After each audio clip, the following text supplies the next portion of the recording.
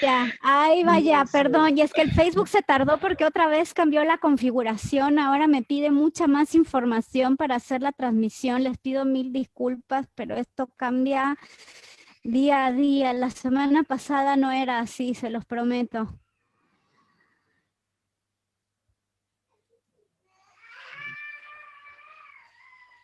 Y ya está empezando a transmitir. Denme un segundito que esto lleva sus minutitos. Perdón por el atraso. Bien, ahora sí ya estamos en vivo en Facebook, así es que ya voy a transmitir por acá. Y yo apago mi video y estamos en vivo. Estamos en vivo, Alfonso.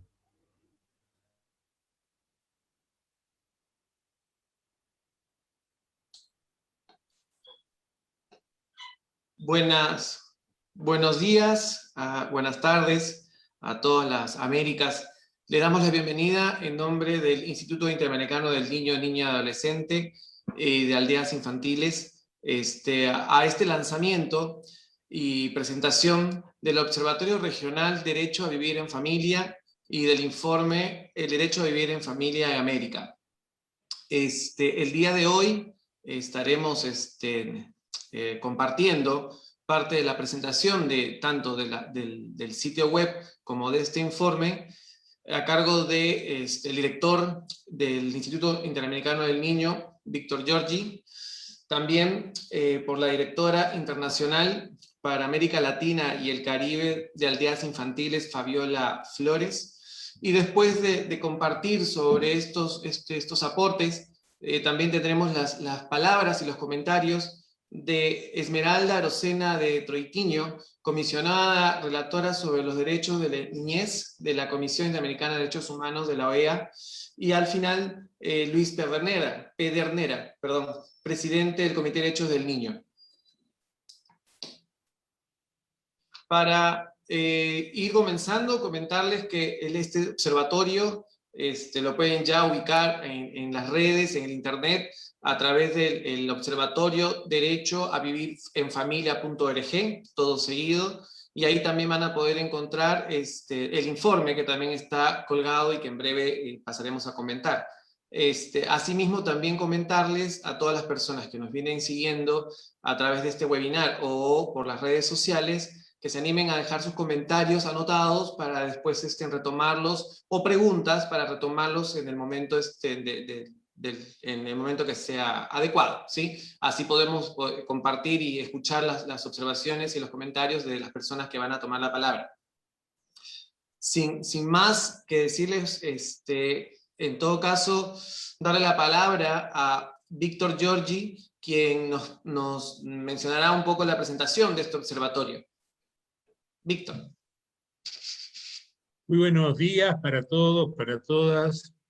Un saludo muy especial a los panelistas que hoy nos acompañan y también al público que nos sigue a través de las diferentes formas de dar seguimiento a esta presentación, ¿verdad?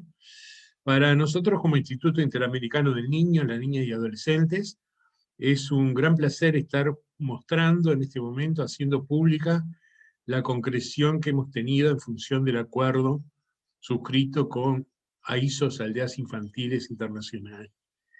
Yo voy a hacer unas reflexiones acerca del derecho a vivir en familia, luego voy a presentar algunas de las características generales del observatorio, para después continuar con la presentación de lo que es el primer trabajo o el primer estudio que el observatorio hace y pone a disposición de todos ustedes. Y por favor, las diapositivas.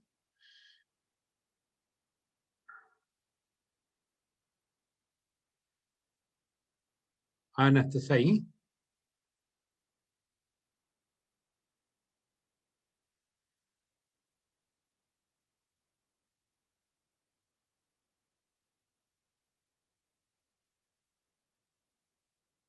La próxima, por favor.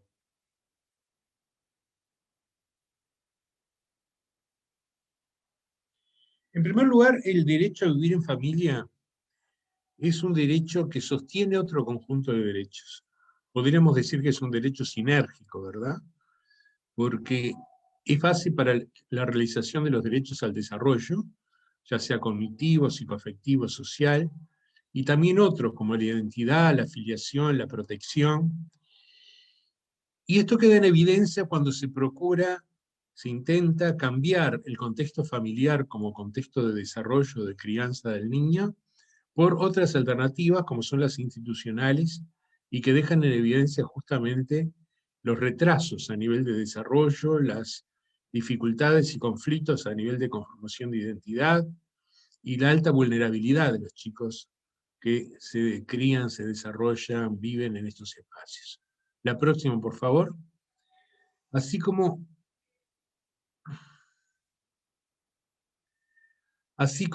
es un derecho sinérgico con una serie de derechos, es también sensible a múltiples vulneraciones de derechos. Es sensible a las violencias, a las migraciones, a las políticas represivas, y en este caso me refiero especialmente a la gran cantidad de niños, niñas y adolescentes que en las Américas tienen a sus padres privados de libertad por distintas situaciones, a la precariedad laboral de los adultos, que muchas veces no permite un ejercicio de las funciones parentales como uno piensa que deberían ser, temas de salud, adicciones son uno de los motivos también con los que se separan a los niños de sus familias. Todo esto tiene que ver con algo que llamamos condiciones de ejercicio de la materpaternalidad, o sea, aquellas condiciones que los seres humanos adultos necesitamos para poder asumir los roles materno y paterno. Son condiciones de tipo económico, social, cultural, y entre lo cultural podemos destacar, por ejemplo, la responsabilización de la figura masculina como uno de los elementos importantes para fortalecer esas posibilidades de continentación familiar. La próxima, por favor.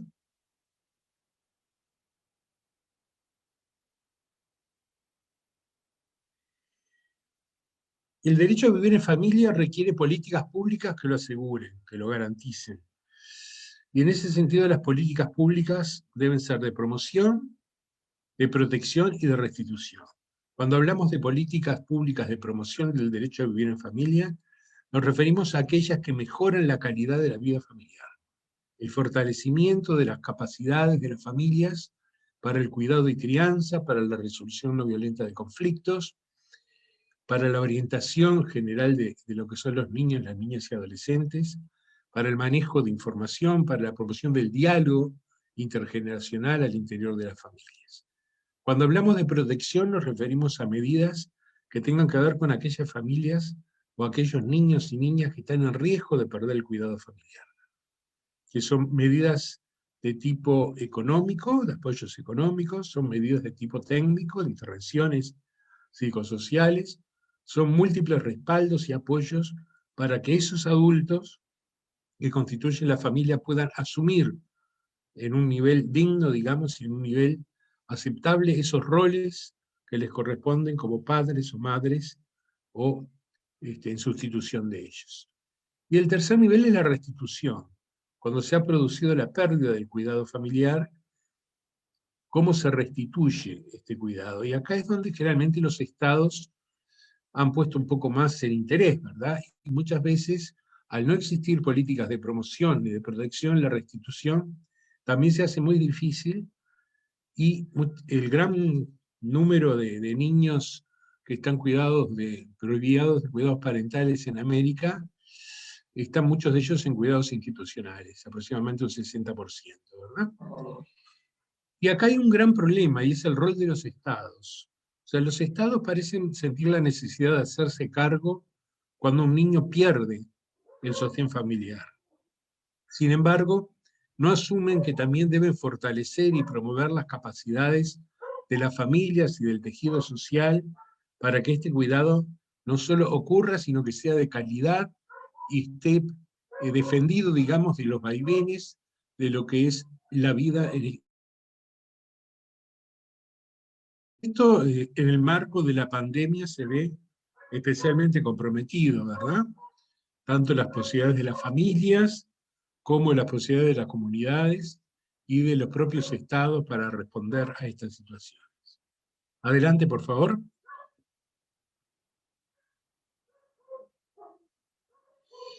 El Observatorio Regional del Derecho a Vivir en Familia surge, como decíamos hoy, de un acuerdo entre el Instituto Interamericano del Niño, la Niña y Adolescentes y Aldeas Infantiles Internacional, AISOS. La próxima.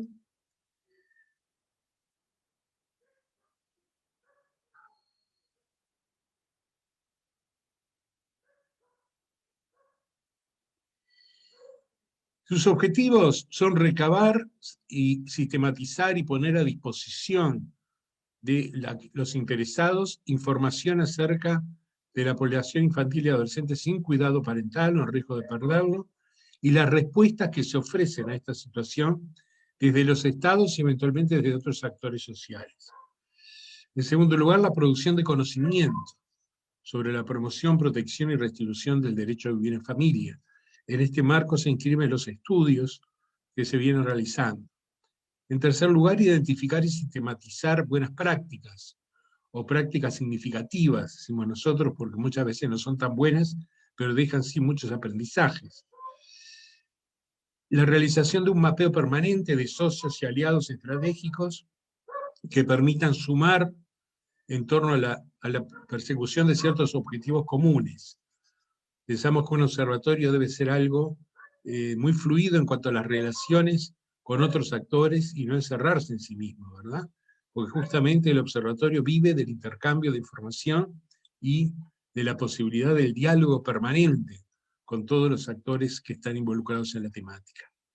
Desarrolló una estrategia comunicacional que promueva la importancia del derecho a vivir en familia y brindar asistencia técnica a los estados o a quienes lo solicitan, y finalmente la formación de recursos humanos como una de las tareas centrales de formación de una masa crítica de técnicos y de operadores que contribuyan al cambio del modelo de cuidado en la región. O sea, no solo hay que saber lo malo que puede ser la institucionalización, sino que hay que saber cómo, cuándo, de qué maneras promover estas otras formas de cuidado basadas en el modelo de la familia y basadas en la convivencia familiar. No sé si hay otra diapositiva.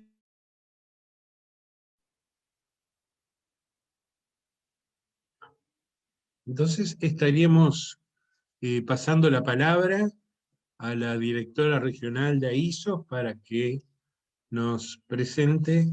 De calidad y protector a niños, niñas, adolescentes y jóvenes, y constantemente reafirmaremos nuestro compromiso para la restitución del derecho a vivir en familia.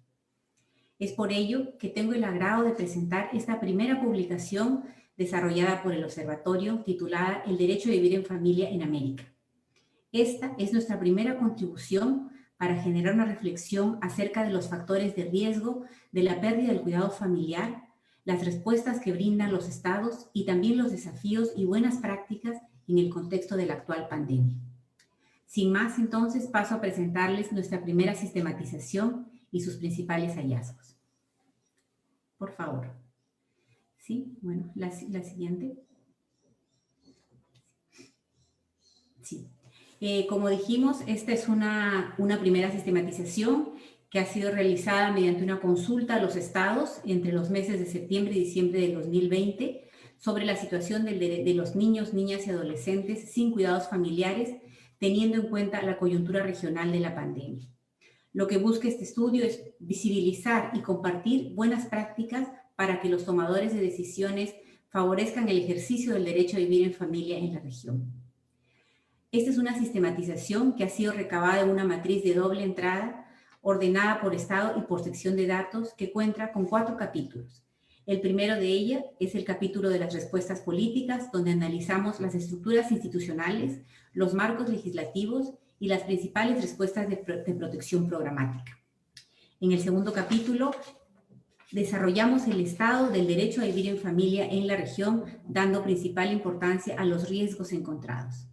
El tercer capítulo, resaltamos las buenas prácticas que han sido implementadas por los estados y los desafíos que han sido identificados en este estudio. Y finalmente les presentamos los hallazgos y algunas recomendaciones. La siguiente, por favor. En la parte de respuestas políticas encontraremos que todos los países cuentan con un ente rector o con una institución que es responsable y han desarrollado un marco legislativo para la protección integral de los niños, niñas y adolescentes.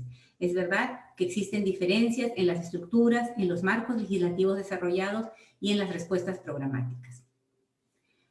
En cuanto a las modalidades de cuidado alternativo, todos los estados disponen de alternativas de cuidado familiar, predominando aún el cuidado residencial por sobre el cuidado familiar.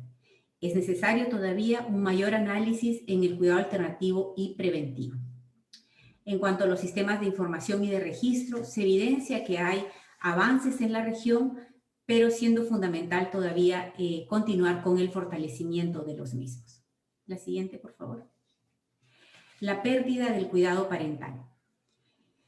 Es verdad que los factores de riesgo hay que visibilizarlos y analizarlos desde un enfoque complejo y no lineal.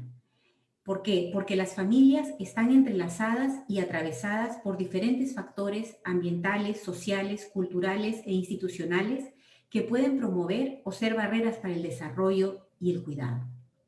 En este estudio hemos hecho un esfuerzo por simplificar las variables y reducirlas a 4 grupos.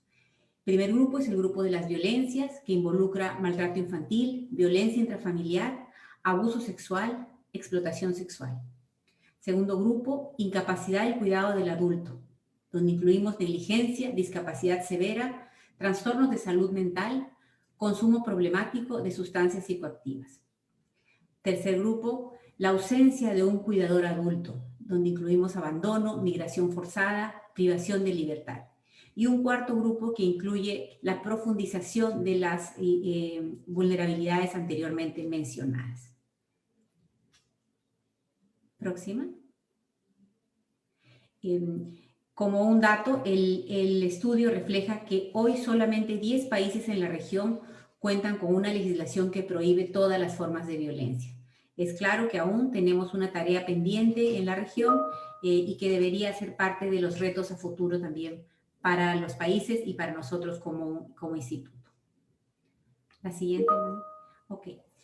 Los niños y niñas sin cuidado familiar. A la fecha, no es posible obtener una cifra exacta de niños y niñas adolescentes que hayan perdido el cuidado familiar o que estén en riesgo de perder el cuidado parental. Pero sí se conocen los efectos adversos de la institucionalización que los expone a graves violaciones de sus derechos al no permitirles vivir en su familia, en su entorno y su cultura. La permanencia en instituciones genera trazos en el desarrollo individual, sobre todo si es de larga permanencia y a temprana edad. El informe nos presenta una cadena estadística de los últimos años. En el año 2013, en el informe de UNICEF, realizado en 27 estados de la región, se identificaban 240,000 niñas, niños y adolescentes en cuidados alternativos. En el año 2017, el informe de Petrovsky, Capa y Gross nos habla de 243,000 niños separados de sus familias en 20 estados. De ellos, 189,000 están en cuidados residenciales y 54,000 en cuidados familiares. El informe que hoy les presentamos, en base a la información recopilada, brindada por los estados, estima que hay 229,900 niños, niñas y adolescentes que han perdido el cuidado familiar. En cuanto a la restitución al derecho a vivir en familia, la información que les presentamos se centra en reintegros familiares y en adopciones principalmente, sin poder contabilizar egresos por independización de jóvenes que ya hayan alcanzado su mayoría de edad, ni tampoco puede visibilizar el número de niños que han sido trasladados por precisar atención especializada. Es así que hemos llegado a la cifra de 8,000 niños y niñas y adolescentes que ven restituido su derecho a vivir en familia mediante la adopción entre 2017 y 2020 en la región. De estos 8,000 niños destacan 3 países en la región, siendo el 60% porcentaje en Colombia, luego seguido por Chile y Perú. En cuanto a los reintegros familiares, tenemos 20,000 niños y niñas que han sido reintegrados, donde destaca Perú con un 40% de este porcentaje a nivel regional. La siguiente. Okay. La pandemia. Como se indicó al inicio de esta presentación, no era posible realizar este informe sin incluir el contexto y la coyuntura que estamos viviendo a nivel mundial y particularmente en la región por la pandemia COVID-19. Es verdad que la mayoría de los estados han tenido reacciones y desafíos similares a los efectos de la pandemia. Entre los desafíos más importantes podemos destacar la limitación de los espacios de socialización entre pares, la limitación de las visitas de los equipos territoriales, que son los encargados de promover la formación y el desarrollo de habilidades del cuidado entre padres, la necesidad de ampliar los sistemas nacionales de protección integral que se han tenido que adecuar, articulando con diferentes actores de la sociedad civil y descentralizando los procesos de toma de decisiones. El fortalecimiento de los sistemas de información para gestionar caso por caso y el acompañamiento de las familias. Y particularmente mencionar el reto que ha significado para algunos países en la región el tema de la migración, en el cual se han encontrado grandes obstáculos para la prevención y el reintegro familiar. También es verdad que en el informe que presentamos se exploró la situación de niños, niñas y adolescentes sin cuidados familiares en América, arribando a resultados optimistas en este contexto. Los estados cuentan con instituciones específicas en infancia y marcos que legislan sus sistemas nacionales integrales de protección infantil.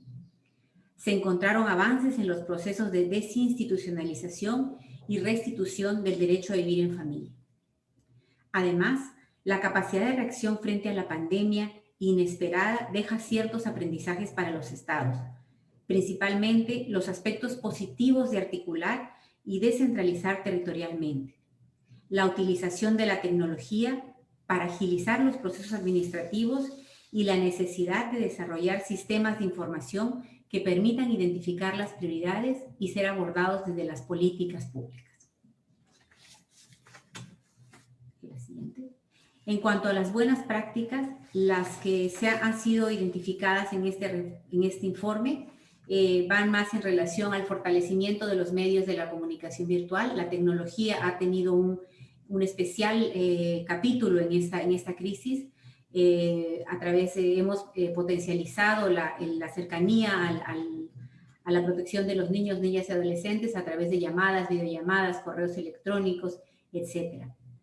Se ha producido material didáctico para trabajar con niños, niñas y adolescentes con o sin cuidado familiar en diversas temáticas, y se ha promovido la evaluación de las características de cuidado de cada familia para priorizar las visitas, priorizando evidentemente aquellas familias que se encontraban en mayor riesgo. Finalmente, el informe nos deja algunas recomendaciones. Ampliar la oferta y la calidad de programas de prevención. Es recomendable complementar estos programas con servicios de cuidado diario para niños, niñas y adolescentes para que estén cuidados y protegidos mientras los adultos desarrollan las habilidades correspondientes. Fortalecer capacidades en trabajadores y transversalizar conocimientos en responsabilidad parental, perspectiva de género, abuso sexual, consumo problemático, migración, uso seguro de tecnologías, trabajo infantil, discapacidad y salud mental. Mejorar los registros actuales, incluyendo nuevas variables como discapacidad, salud mental, egreso por mayoría de edad, entre otras.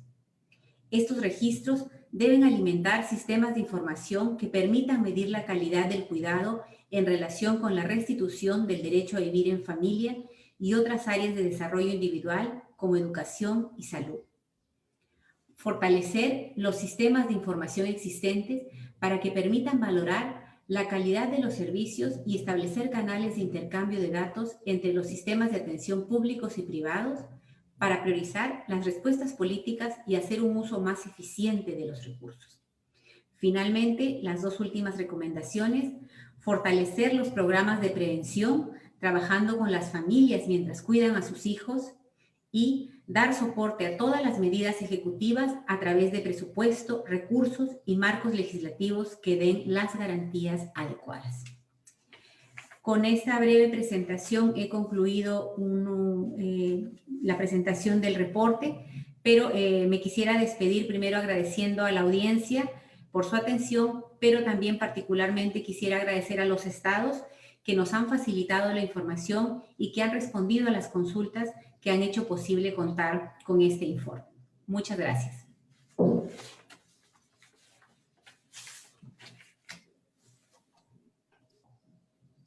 Muchas gracias, Fabiola y Víctor. Víctor, de repente quisieras complementar en algo lo dicho por Fabiola relacionado a la parte del informe, y así podemos pasar a hacer después un resumen de toda esta parte. Muy brevemente, fue muy claro el informe, pero subrayar algunos aspectos, ¿verdad? Algunos aspectos que a mí me resuenan como especialmente preocupantes. Por ejemplo, la falta de datos y de información. Hay estados que no tienen identificados los niños que tienen institucionalizados, y eso da cuenta de un abandono muy claro, ¿verdad? ¿Cómo puede garantizar si ni siquiera sabe quiénes son? También hay una serie de instituciones que están tercerizadas, o sea, que no son del Estado, y donde los controles, la fiscalización, las supervisiones estatales son muy lejanas y muy formales muchas veces, ¿no? Y esto nos lleva a que en la región periódicamente surja lo que se llama crisis de los albergues o crisis de las instituciones, que en realidad no son crisis, sino que son como situaciones en que abruptamente se hacen visibles cosas que vienen sucediendo desde siempre, como ha sido el caso de Chile, como el caso de Panamá más recientemente, como el caso de Guatemala, en fin.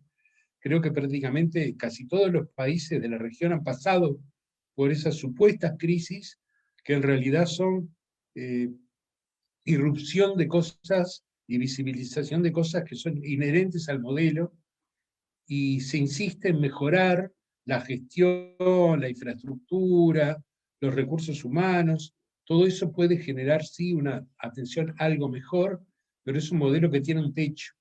Es un modelo que no logra garantizar las condiciones que el niño necesita para su adecuado desarrollo. Y creo que esto es algo que se sabe desde lo académico, se sabe desde lo técnico, pero no siempre se asume desde las decisiones políticas, ¿verdad? Simplemente quería dejar planteado eso porque me parece que es algo que impacta bastante del informe. Muchas gracias por escuchar. Una vez más, gracias Víctor y Fabiola por las palabras. También aprovecho a darle la bienvenida a todas las personas que se han conectado desde ahora a este lanzamiento del Observatorio Regional del Derecho a Vivir en Familia y al informe del Derecho a Vivir en Familia en Américas. Saludar también a todas las personas que están dando sus comentarios por el chat. Pedirles que hagan las preguntas también por el chat o las redes sociales, y nosotros después pasaremos las preguntas a los panelistas que correspondan.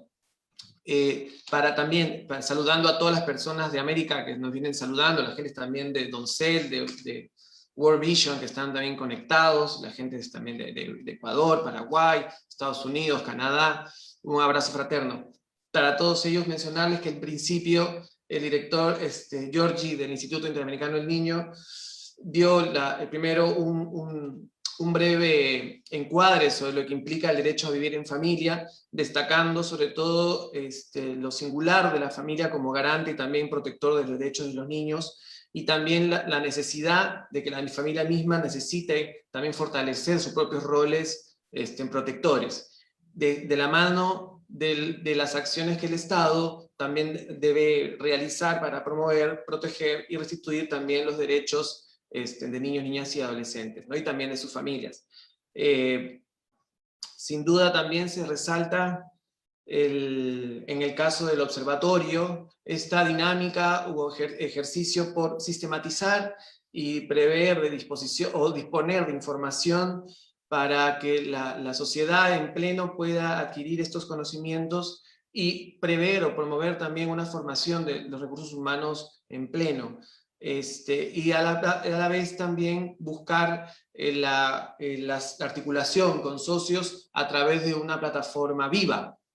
Y queremos destacar que es viva a partir también de un comentario que hace Fabiola después, mencionando que esta es una conclusión y un inicio, ¿no? Porque efectivamente es la conclusión o la parte de una conclusión, de un acuerdo entre las instituciones, pero también es un inicio de unas puertas abiertas y de buscar la promoción y la difusión del derecho a vivir en familia. Asimismo, también Fabiola destaca, obviamente, el rol que tiene Aldeas Infantiles dentro de esta idea, de este sentido de proteger y restituir los derechos de la infancia y la adolescencia en general, y también de promover garantizar la disminución del riesgo, ¿no?, de perder los vínculos familiares de todos los niños, niñas y adolescentes.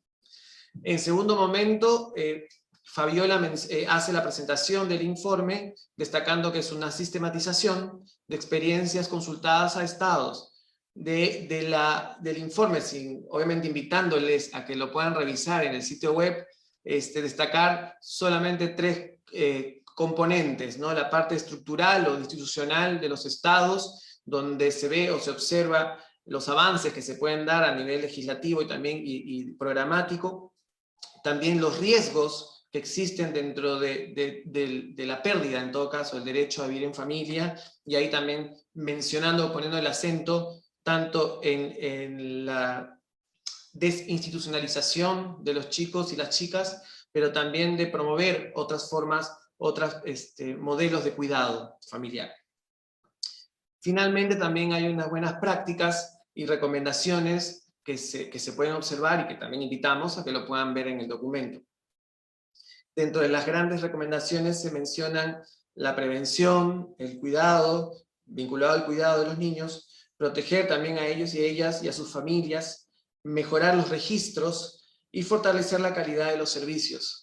Finalmente, Víctor hace también hincapié, ¿no?, sobre la importancia de tener datos o fuentes de información, estadísticas también que nos permitan identificar a todos los niños, niñas, adolescentes que están pasando por estos procesos. Y también destaca o pone el hincapié de que muchas veces la institucionalización es la medida de repente más recurrente y no necesariamente es la más óptima para promover este derecho del cuidado pleno de los niños y las niñas y adolescentes. Pasamos entonces a la siguiente parte de este webinar. Sí, gracias Alfonso, gracias también por el resumen. Y bueno, a continuación vamos a dar paso y la voz también a nuestra invitado de este panel que tenemos el día de hoy de alto nivel, para que puedan también realizar sus comentarios en referencia a la iniciativa del observatorio. Primeramente a la doctora Esmeralda Arocema, comisionada y relatora de los derechos de niñez de la Comisión Interamericana de Derechos Humanos. El informe presentado nos da cuenta sobre algunos elementos, ¿no?, de la realidad justamente actual de los derechos, del derecho a vivir en familia en la región, considerando todo el trabajo que se ha impulsado también desde la Comisión en la región. Esmeralda, si nos puedes comentar un poco, pues, cuáles son estos avances susceptibles a considerar y estas prácticas también interesantes que se pueda destacar, ¿no?, al respecto. Adelante, Esmeralda, te escuchamos. Muchísimas gracias. Un saludo, buenos días, buenas tardes a todos y todas.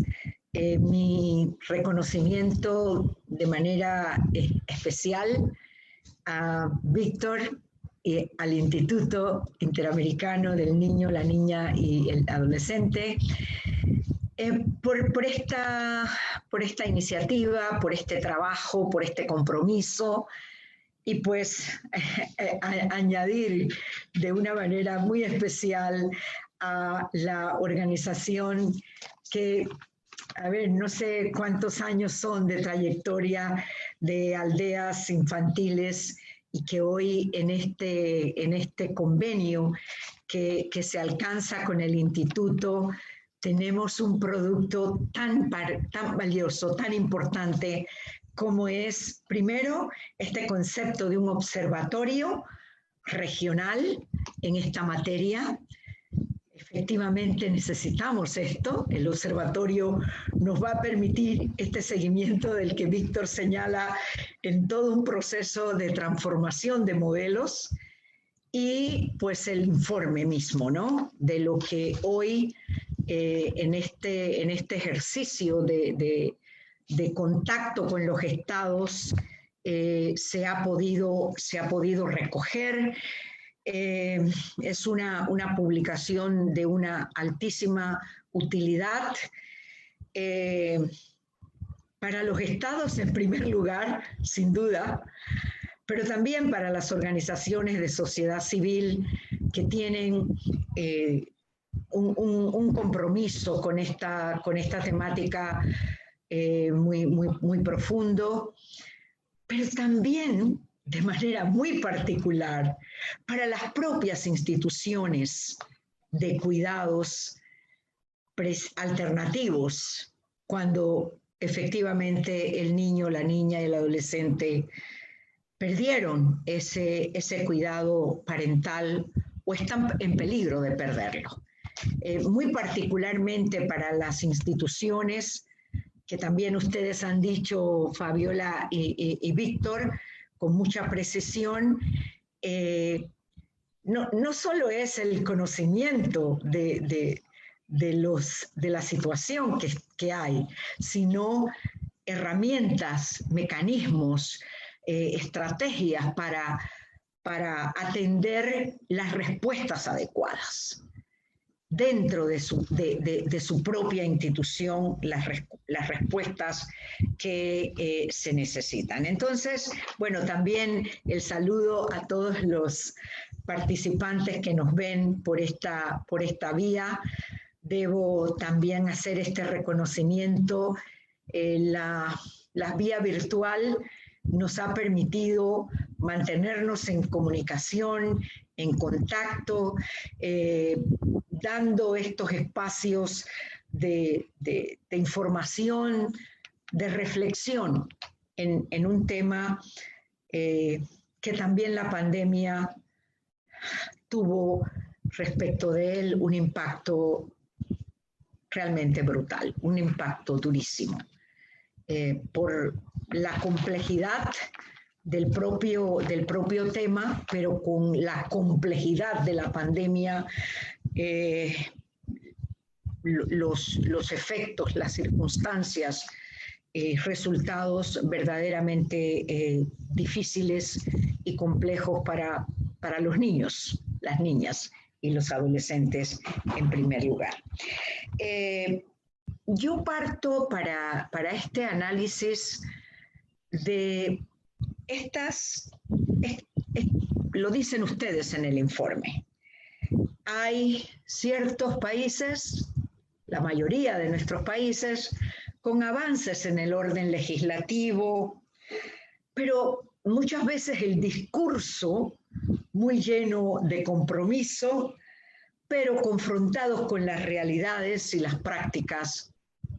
Hay muchísimos países en nuestra región que no alcanzan esta respuesta de la protección del derecho a vivir en familia en los términos que Víctor nos los explicó. Este concepto del derecho a vivir en familia, lo que representa, yo le he llamado a este derecho el bien que le pertenece a los niños, a las niñas y a las adolescentes. Y que el orden jurídico internacional lo reconoce de una manera muy puntual. Para la región,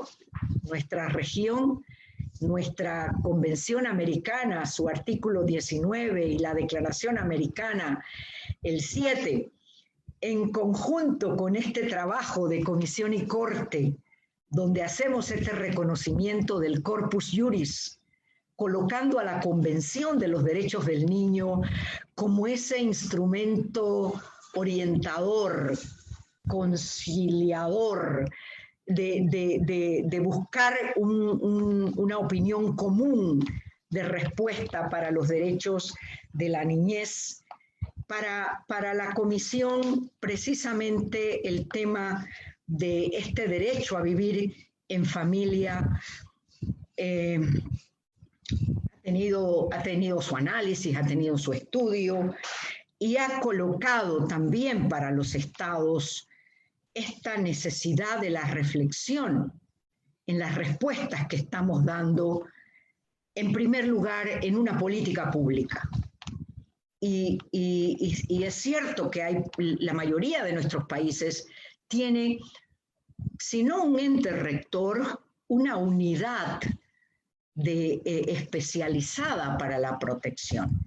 El tema es que esta visión de la estructura institucional necesita de otros componentes que los estados están necesitados de tener una precisión conceptual. Cuando hablamos de este derecho a vivir en familia, tenemos que hacer esta conexión con lo que este espacio, este núcleo, este entorno llamado familia significa para la vida de los niños y la responsabilidad y la corresponsabilidad que tienen los estados para coadyuvar con este proceso. Y ahí hablamos de las políticas públicas que también Georgie y Fabiola nos indicaban. ¿Cómo aseguro este entorno familiar como el entorno más óptimo? Así lo dice el prólogo de la convención. Y junto con el prólogo, los artículos 18, el 5, que le indican, el 20, que le indican precisamente al Estado, parte, responsable, obligado internacionalmente, a identificar cómo voy a garantizar que las unidades familiares que se desarrollan en la sociedad, que se convierten en cajas de resonancia, las familias se convierten en cajas de resonancia de todo lo que pasa en la sociedad. Y muchas veces entonces ese entorno, también lo han dicho ustedes, está muy bien explicado en el informe, estos factores de riesgo en los que la familia queda en una situación de incapacidad para resolver, incapacidad para la respuesta adecuada. Entonces, hay una necesidad de que estos movimientos legislativos, esta institucionalidad planteada como avances, lo tengo que reconocer así, requieren de un desarrollo conceptual de estas realidades que viven, que tienen las familias como las responsables. Antes se hablaba del principio de subsidiariedad del Estado para atender a la familia. No, hoy esto ha cambiado. Esto es parte de la evolución. No se trata de ser subsidiario, se trata de ser corresponsable. No es cuando la situación se presenta como violación del derecho, en las fórmulas que ustedes han identificado también de manera muy puntual, es el tener una respuesta en prevención. Y por eso estos conceptos de política pública, institucionalidad, normas, tienen que estar en una debida articulación para su efectividad. Georgie lo señaló, la pandemia no es lo que generó el problema. La pandemia lo que hizo fue mostrarnos de una manera dura que este modelo de atención para la situación de la familia es obsoleto, ha fracasado, no puede seguir siendo este el modelo. Esto tiene que tener, esto tiene que transformarse. De allí la importancia y la necesidad de atender hoy estas observaciones que salen precisamente de las respuestas de los propios estados, nos van a servir precisamente para encauzar las recomendaciones específicas que la institución de protección necesita, que la institución judicial requiere y que la política pública demanda para atenderlo de una manera articulada. Así lo ha planteado la Comisión Interamericana, haciendo este reconocimiento de lo que representa este derecho a vivir en familia. Yo solo quisiera indicarles que tenemos lo más probable es que Víctor la maneja ya perfectamente. Tenemos una iniciativa de cooperación técnica en la Comisión Interamericana es un convenio tripartita con la organización But and Believe In, perdonen mi inglés que es terrible, donde lo que estamos proponiendo en esta cooperación es la utilización de una herramienta técnica que le facilite a los estados, a la sociedad, este dato tan importante o este elemento tan importante que ustedes han hecho mucho énfasis, el registro de datos, de la identificación de los servicios, del conocimiento para un monitoreo, una evaluación, necesita de datos, de registros para poder identificar, además de saber cuántos niños hay, en qué condiciones están, situación que la hemos podido analizar en muchos de nuestros países, lamentablemente con resultados de muerte de muchos niños. Entonces, esta herramienta tecnológica que permitirá a los estados, que es gratuita, tener en las instituciones de cuidado, de respuesta, no solo la residencial, sino de todo tipo de respuestas, tener un registro estadístico totalmente confidencial, pero con una amplitud de información necesaria precisamente para el objetivo final de lo que implica una institucionalización de un niño. El objetivo final de esta tiene que ser la restitución a un cuidado familiar en los términos que sea posible en la vida de ese niño. Entonces, mi reconocimiento por este esfuerzo, mi llamado a los estados para utilizar esta herramienta, esta información, la información del observatorio, y que seguro Víctor y Luis también, que está con nosotros en esta noción también de tener nuestro corpus juris trabajando a favor de la niñez juntos, la necesidad de promover estas herramientas para ayudar y coadyuvar a los estados al mejoramiento de lo que implican los sistemas de protección integral a la niñez, y que este grupo en especial, los que han perdido su cuidado familiar parental o los que están en peligro de perderlo, tener la respuesta adecuada en el tiempo adecuado. Muchísimas gracias.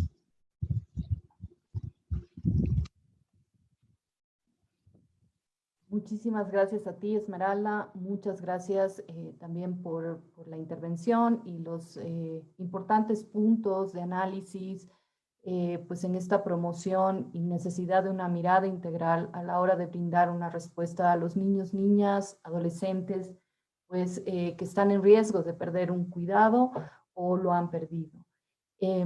A continuación vamos a dar la palabra al doctor Luis Pedernera, presidente del Comité de Derechos del Niño, para que también nos pueda hacer sus comentarios en referencia tanto a la iniciativa.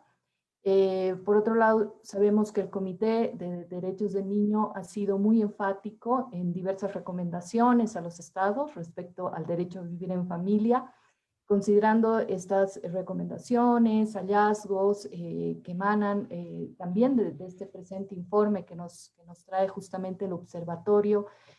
¿Cuáles serían esos temas urgentes que a su entender se deben impulsar y promocionar justamente en la región para poder hacer realidad este derecho a vivir en familia? Adelante, Luis.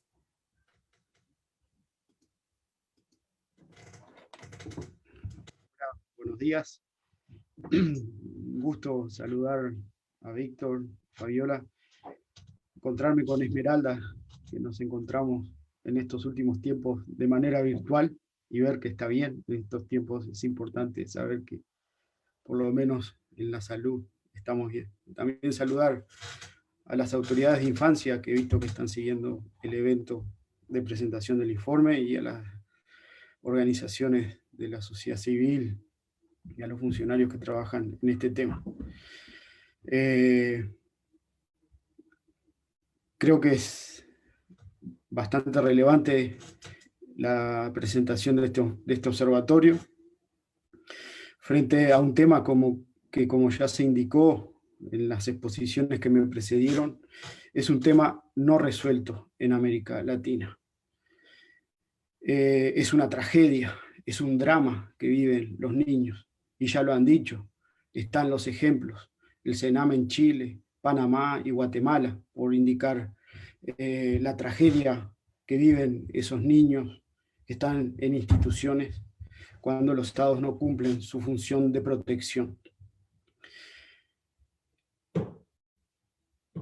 Tenemos que avanzar seriamente en este sentido.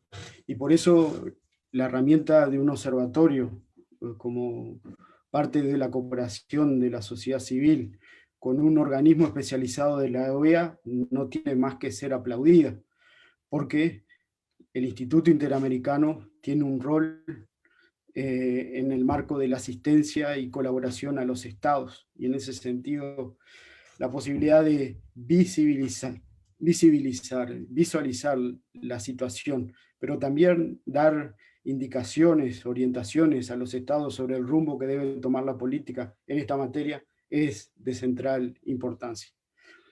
El comité ha indicado en su observación general número 23,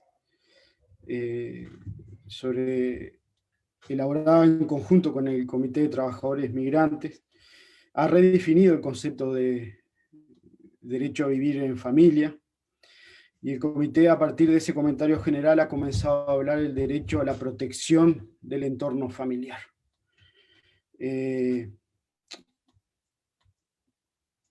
Para el comité, la principal preocupación es la protección y el cuidado del derecho al niño a crecer en un entorno familiar. Y las instituciones no son un entorno familiar. Las instituciones, está probado, están lejos de ser un entorno familiar. Y el comité habla de entorno familiar para tener una comprensión de lo que se llama familia lo más amplia posible, que es la que contiene la Convención. Nosotros no hablamos, la Convención no habla de la familia nuclear, papá, mamá, constituidos a través de un vínculo legítimo, sino que habla de la familia en un concepto amplio, diverso, plural, que incluye también a la comunidad.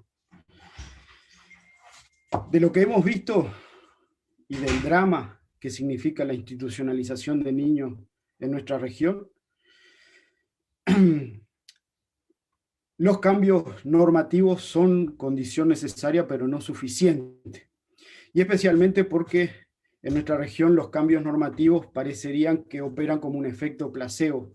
Cambiamos las leyes y todo ya se ha hecho. Y los cambios legislativos no pueden operar solamente como un cambio de etiquetas. Necesitan una transformación radical de la forma de entender cómo protegemos, cómo cuidamos a las personas menores de 18 años en nuestra región. Y no las cuidamos institucionalizándolas. De la pregunta concreta sobre lo que el comité ha marcado, y que se ha dicho que lo ha marcado con elocuencia en sus recomendaciones y observaciones a los estados, y dando una rápida revisión de los estados que han pasado en estos últimos 4 años por el comité, uno ve que se reiteran y persisten las observaciones que el comité vuelve a indicar a los estados. Primera cuestión, no hay cambio sin recursos económicos. Eso es una falacia. Se necesitan recursos económicos para transformar, para apoyar a las familias en su tarea de cuidado, para apoyar a las comunidades en su tarea de cuidado, pero también se necesita recursos para la asistencia técnica, el acompañamiento y el apoyo. ¿Por qué? Porque no tenemos que perder de vista de que en nuestra región se sigue institucionalizando a los niños pobres y a los niños con discapacidad. Y ese dato es un dato elocuente de la realidad que viven, que uno ve en las instituciones cuando las recorre en nuestro continente. Otra cuestión prioritaria, datos. Lo ha marcado Víctor en su intervención. No puede pensarse la política pública a partir de la ausencia de datos. El dato nos permite tener un estado de situación, pero también nos permite pensar la política, proyectarla y evaluarla. Sin datos no es posible tener una política pública en esta materia, por lo menos que se precie de ser seria. Y en nuestra región tenemos serios déficits en cuanto a la construcción de los datos. La otra cuestión es la coordinación. Necesitamos que nuestras agencias estatales coordinen porque el niño institucionalizado no es un problema de la institución encargada de infancia, es un tema de la política pública y le compete tanto a los servicios de salud como a los servicios educativos pensar de manera coordinada cómo son las respuestas para esos niños, para que su vida en la institución sea lo menos diferente de lo que le ocurre a un niño en la comunidad. La otra cuestión que es urgente en nuestra región es la revisión periódica de las institucionalizaciones. Esa es una tarea que le compete fundamentalmente a los sistemas de justicia. Y quiero traer aquí otro déficit, que es la ausencia de formación y capacitación del personal encargado de administrar justicia, pero especialmente en determinar el interés superior del niño. Las determinaciones del interés superior siguen siendo funcionales a la perspectiva institucional y adulta y no a un enfoque planteado desde los derechos del niño. El interés superior es respetar, es que la respuesta respete los derechos del niño y no que se adapte a las necesidades institucionales y adultas.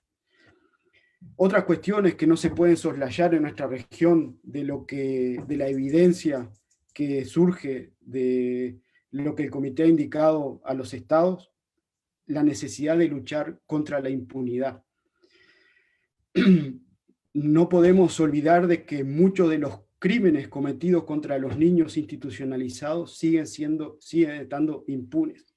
Y junto a la lucha contra la impunidad, quiero hacer un llamado de atención de la reparación integral de los niños que han sido víctimas durante su institucionalización de diferentes formas de malos tratos, descuidos o tortura.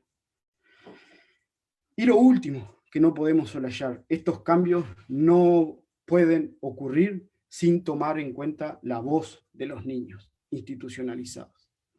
Es fundamental escucharlos, pero es fundamental poner en el centro de la acción la voz de los niños. Una voz muchas veces minimizada, vapuleada, descalificada, debe ocupar el centro de la toma de decisiones en cualquier proceso que se inicie en nuestros países.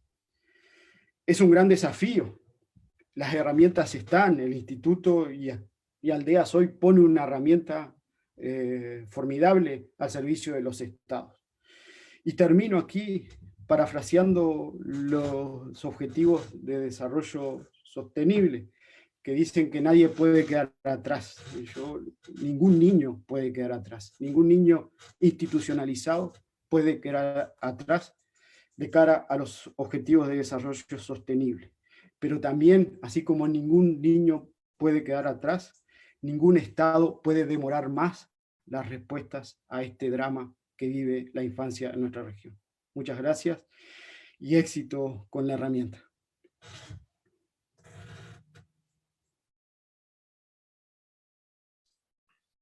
Gracias, Luis. Gracias, Esmeralda, por sus comentarios muy valiosos.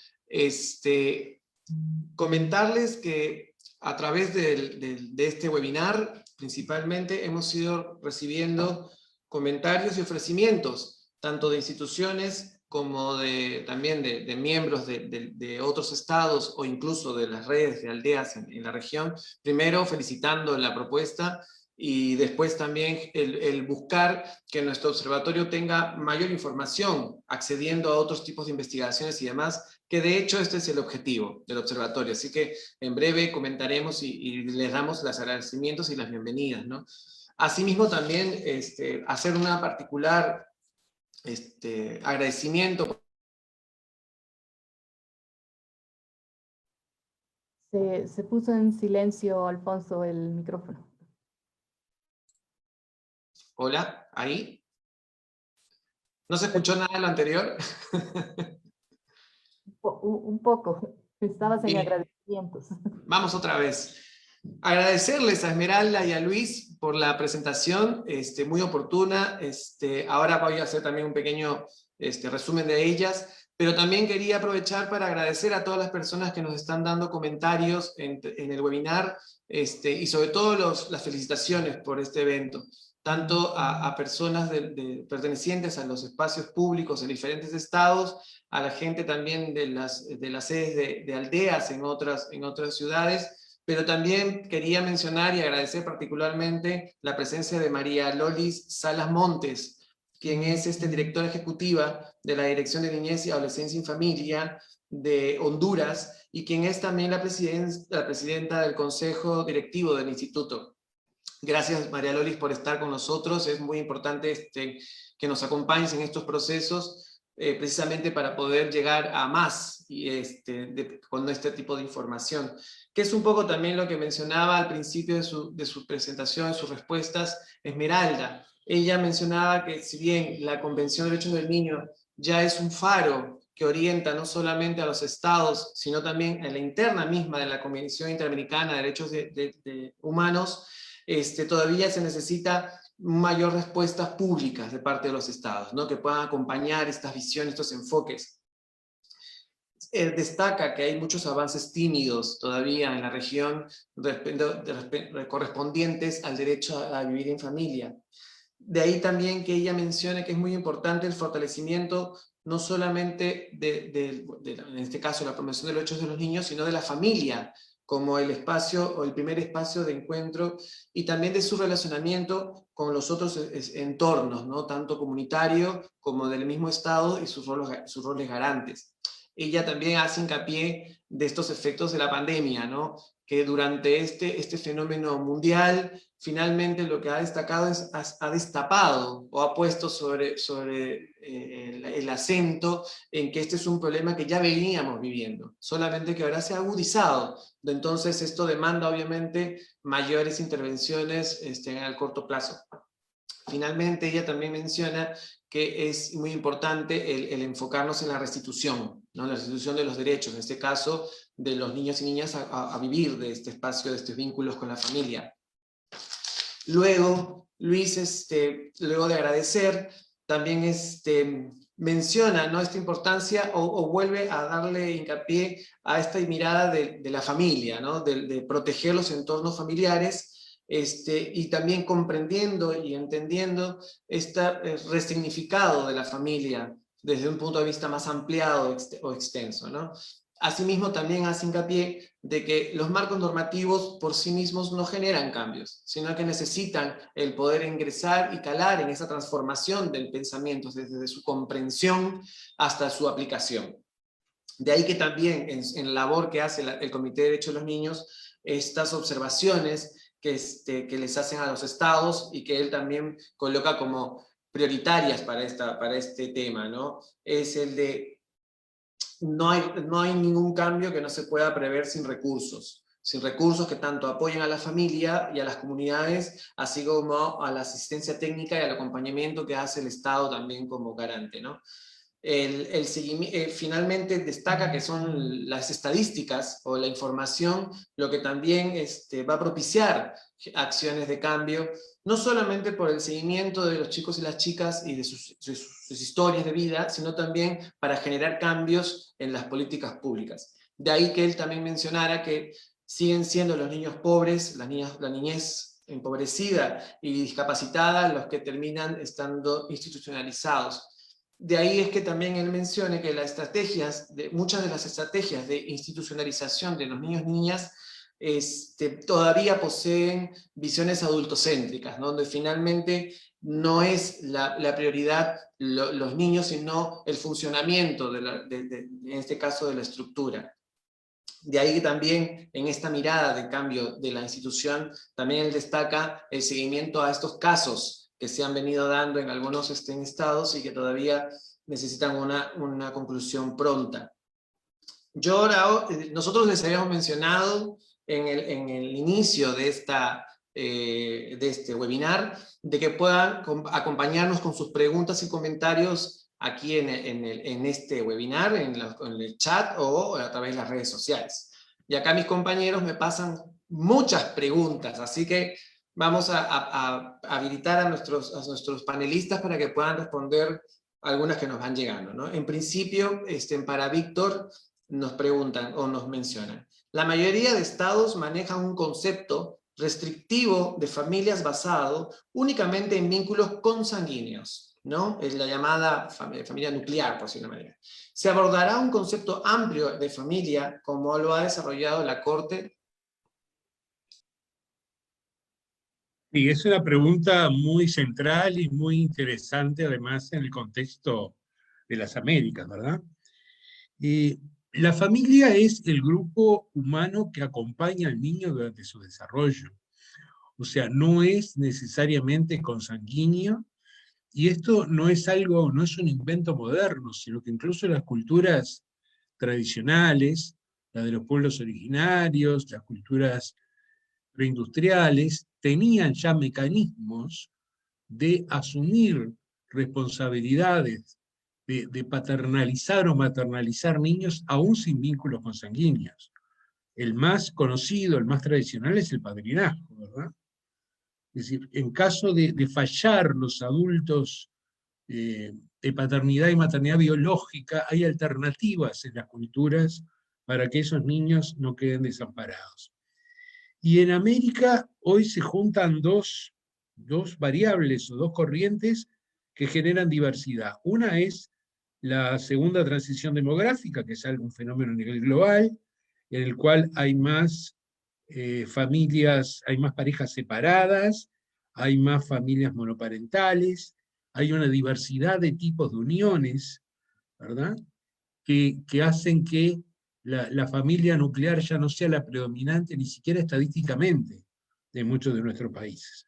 Y por otro lado, esto se cruza también con la diversidad cultural de las Américas, donde la familia nuclear, si bien existe en las culturas originarias, está inserta dentro de una red comunitaria de vínculos, y va más hacia el lado de la familia extensa, o de la familia en racimo, como algunos autores le llaman. O sea que, para ser sintético, yo diría que no podemos encerrarnos en que la familia es la familia consanguínea, sino que la familia es el grupo humano que asume la función. puede haber vínculos consanguíneos dentro, pero siempre hay vínculos que no lo son y que forman parte de esa red familiar. Y esto es fundamental tenerlo en cuenta al momento de evaluar familias y de buscar alternativas de inserción en familias.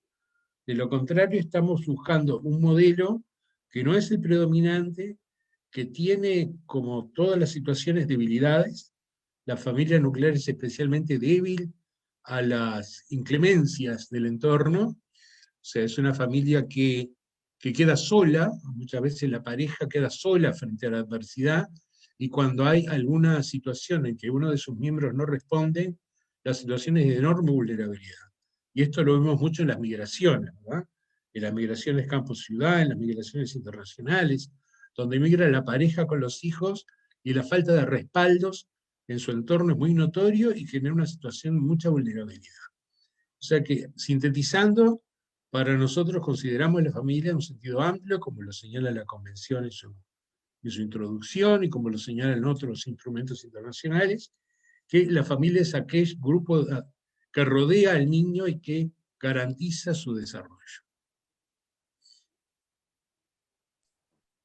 Excelente, gracias Víctor por la respuesta tan certera. De hecho es un tema que amerita generar mayores acuerdos y consensos, ¿no? De hecho por ahí también lo decían algunos otros panelistas en sus intervenciones. Tenemos también un comentario para Fabiola. Fabiola, igual, entiendo que la exposición de la investigación ha sido solamente unas pequeñas pastillas para que la gente se anime a explorar más sobre el informe entrando al sitio web. Pero igual nos gustaría que des una suerte de destaque sobre qué efectos en sí mismo la pobreza como condicional general tiene para ver todas estas situaciones de desapegos o de vinculaciones familiares, ¿no? Esto sobre todo destacando en estos efectos o causas de la desvinculación que se mencionó en el documento.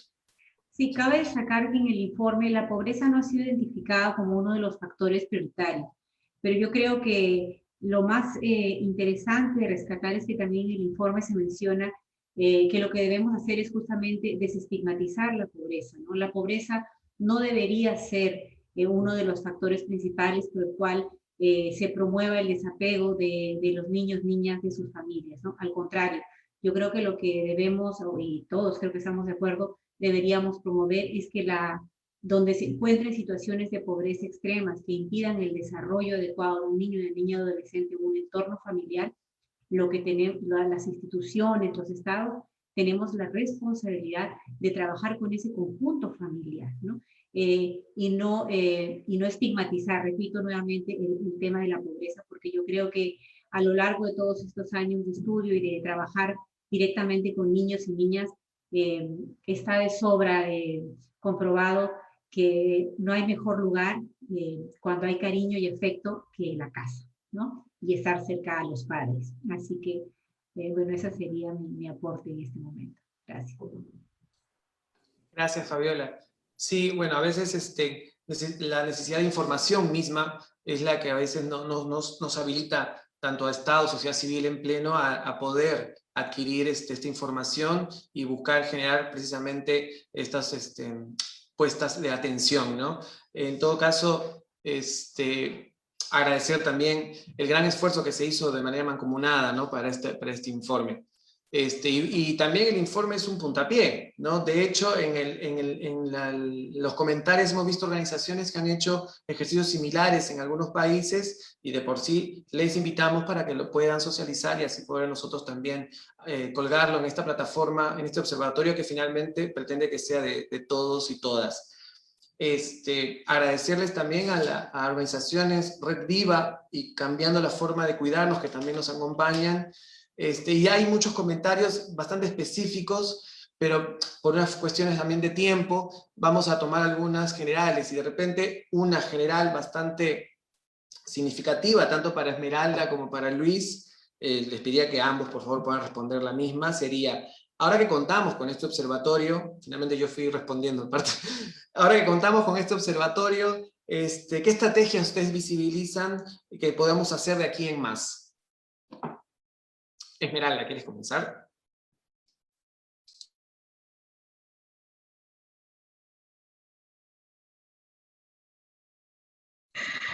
Apagado. Ahora sí. ¿Cómo, el sentido de la pregunta para tenerlo preciso? Sí, ahora la repito. Ahora que contamos con el observatorio, ¿qué visualizas que podemos hacer de ahora en más? A partir de ahora. ¿Cuál es nuestra misión a partir de ahora, Esmeralda? ¿Qué observas? Todos tenemos una responsabilidad para darle una continuidad en nuestros países, en cada uno de nuestros países, se reciben las observaciones del comité respecto de cada país. Y el comité es muy preciso para decirle a los estados, ¿por qué no has hecho esto todavía? Entonces, teniendo un observatorio, lo que me parece que representa para el Estado una forma de una conexión muy directa con esta responsabilidad, con sus obligaciones, y yo parto siempre de las obligaciones del país que están en nuestras constituciones primero. Hablamos del derecho internacional, de los convenios, de las obligaciones internacionales. Es precisamente estas para cuando el Estado no responde desde sus normativas, cuando su normativa falla, cuando su política falla, cuando la respuesta de la justicia o de la administración falla, entonces abre el campo a la protección internacional. Y nosotros, estoy segura que Luis comparte conmigo este criterio, nosotros no queremos que los estados vayan a ser demandados ante los organismos internacionales.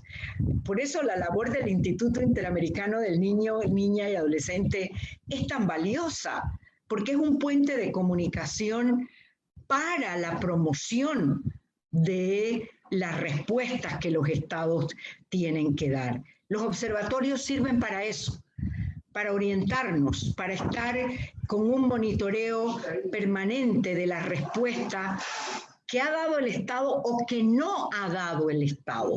Y si no la ha dado, precisamente todas las organizaciones que están presentes en este webinar pueden utilizarlo para rendir cuentas al país. ¿Por qué no se ha hecho esto si esta es una obligación que está reconocida por el Estado, que está identificada por las normas? Hay una necesidad de que en esa rendición de cuentas haya responsabilidad por incumplimiento de los deberes.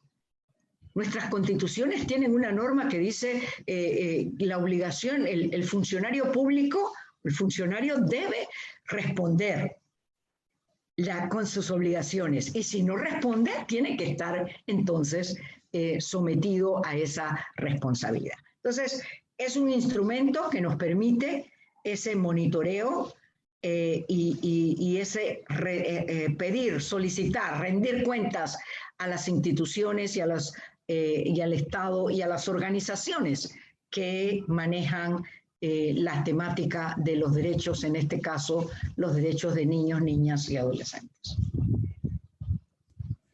Sí, para complementar, apoyo lo que dijo Esmeralda, comparto lo que dijo Esmeralda. Yo creo que lo que dije en mi breve intervención, creo que esta herramienta, producto de la asociación del Instituto con Aldeas Infantiles, lo que permite es hacer llegar a los estados la capacidad para poder pensar este tipo de procesos y políticas en los estados, ¿no? El instituto tiene un rol como organismo especializado de la OEA de asistencia y apoyo pero también reitero lo que dijo Esmeralda. A nosotros no nos gusta autoflagelarnos en remarcar que se violan los derechos del niño cuando se los institucionaliza y las consecuencias que la institucionalización trae. pero basta mirar en los últimos 5 años las recomendaciones a los países y vemos cómo se repiten en periodos de 10, 15 años las mismas recomendaciones. Entonces hay una inacción de los estados frente al tema que es preocupante. Por eso la relevancia de que el instituto genere esta herramienta, pensándolo en su rol como órgano especializado de infancia dentro de la OEA. Pero, ¿qué más hacer? Bueno, a partir de ahora, que el instituto los comprometo a que nos haga llegar, cada vez que llegue un estado latino de América a la región, que nos haga llegar esta información para los exámenes a los estados, ¿no? Es decir, los estados que vienen en la agenda, ojalá el instituto nos pueda hacer llegar la información para que esté a disposición de todos los miembros y pueda ser utilizada en los diálogos. Y el último anuncio es también invitar al instituto y a quienes están hoy escuchando a que participen en nuestro próximo día de debate general, que va a ser en septiembre de este año, si toda la situación cambia y permite por lo menos la presencialidad en Ginebra. Va a ser sobre el derecho de los niños en instituciones. Entonces, el comité está interesado en generar conocimiento, en generar nueva evidencia sobre este tema para los debates que deberán afrontar en el futuro. Y nuestro día de debate va a ser sobre este tema. Por ahora, eso.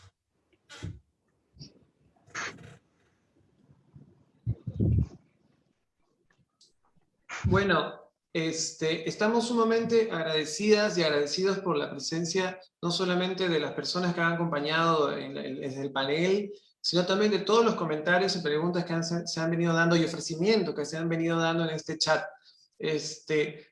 Sin duda, en breve y justo también de cara a lo que me decía en este último momento Luis, nos vamos a organizar y articular para poder seguir acompañando, obviamente, lo que demanda de promoción de derecho a vivir en familia y de poder también articular con sociedad civil y con los estados para poder llegar a estos espacios también importantes, ¿no? para nuestra niñez y adolescencia. Solamente para cerrar, agradecerles una vez más a Víctor, Fabiola, Esmeralda, Luis por la participación. Fue muy rico escucharlos, es muy también interesante acompañar que estos productos tengan estos comentarios tan elocuentes y también importantes, ¿no? También aprovecho para saludar a todos nuestros compañeros que han participado de este proceso, tanto de Aldeas como del Instituto Interamericano del Niño, que ha sido pues, un verdadero éxito. Y solamente comentarles que a las personas que estuvieron conectadas al webinar, les podemos hacer llegar el video de este evento, y también queda colgado en el Facebook del Instituto Interamericano del Niño. De mi parte, solamente agradecerles y desearles una buena jornada. Muchas gracias. Muchas gracias. Muchas gracias. Chao.